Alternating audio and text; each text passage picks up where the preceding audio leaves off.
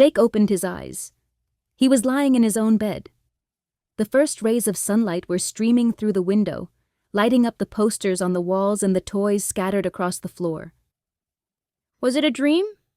But it didn't feel like an ordinary dream. Ordinary dreams are forgotten within 5 minutes. This was different. He remembered everything. He jumped out of bed and ran to the bathroom. He stood in front of the mirror and looked at his hair. Still tangled and sticking out in every direction, same as always. For a moment, he felt a pang of disappointment. Nothing's changed? But then he remembered King Folliculus's words. Everything depends on you. He smiled.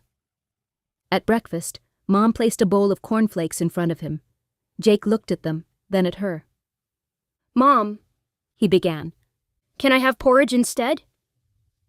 Mom stopped, a jug of juice in her hand. Porridge? Yes, with fruit. Jake thought for a moment. And could I have some nuts too? Mom put down the jug and sat down across from him. She felt his forehead. You don't have a temperature. Mom! Jake laughed. I'm not sick. I just want to eat healthier. Mom looked at him with suspicion. Jakey, you've never asked for nuts before. You once said that nuts are for squirrels. Jake felt his cheeks go red. Well, now I know they're important. They've got biotin and protein, and they're good for your hair. Mom looked at him for a long moment. Then she smiled.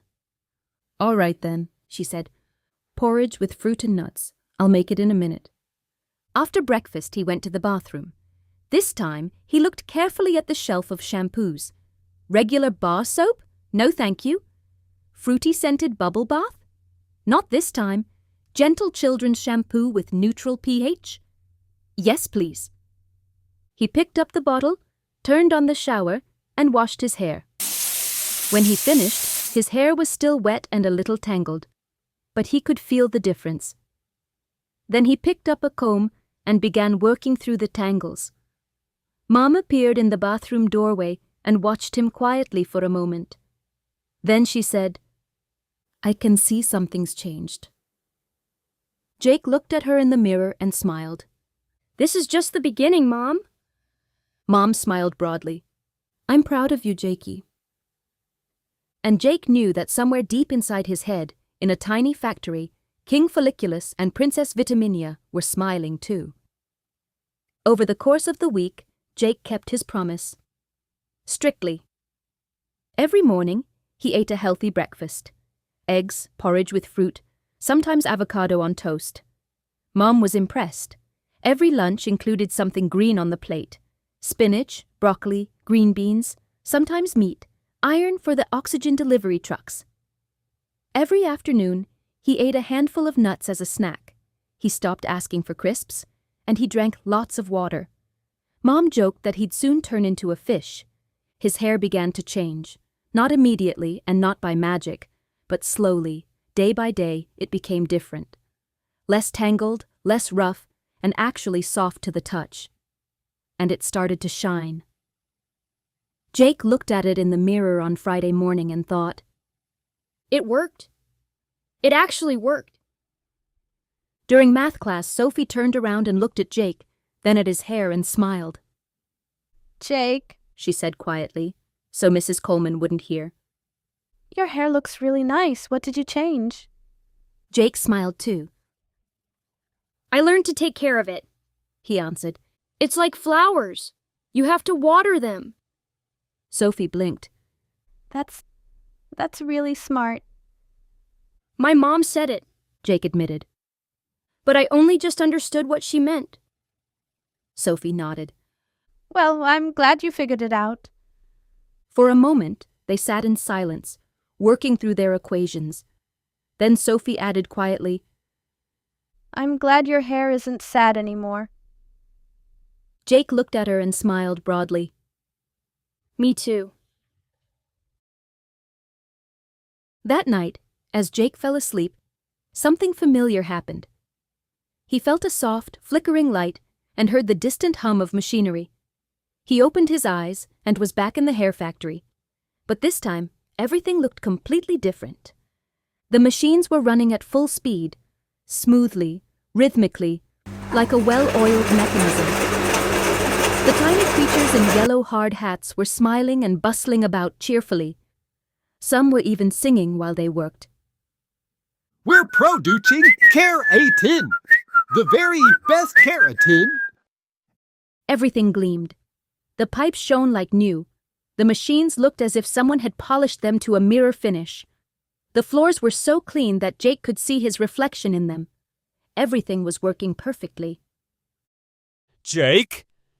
Jake turned at the sound of his name. King Folliculus was running toward him with the widest smile Jake had ever seen. His crown glowed as if freshly polished. His suit was perfectly pressed. Even his spiral hair looked somehow more springy. How wonderful to see you again, He cried, bounding up to Jake. The factory is running better than ever. From the side came Princess Vitaminia. Her dress shone like a star, and there wasn't a trace of dust or cobwebs in her hair. Jake! She hugged him. I knew you'd keep your promise. Jake looked around, still unable to believe it. All of this is because of me? Because of you alone. Confirmed the king, straightening his shoulders proudly. Every healthy meal, every proper wash, every gentle brush, it all reaches us here. You're our hero. One of the workers rushed past carrying a crate full of glistening biotin. Excuse me, I need to get this to Section B. We've got a deadline. He called out cheerfully. Another worker was adjusting something with a small wrench. A proper wrench, not a fork. Everything's running like clockwork, He shouted to Jake with a grin. Jake felt a warmth in his chest. It had really worked.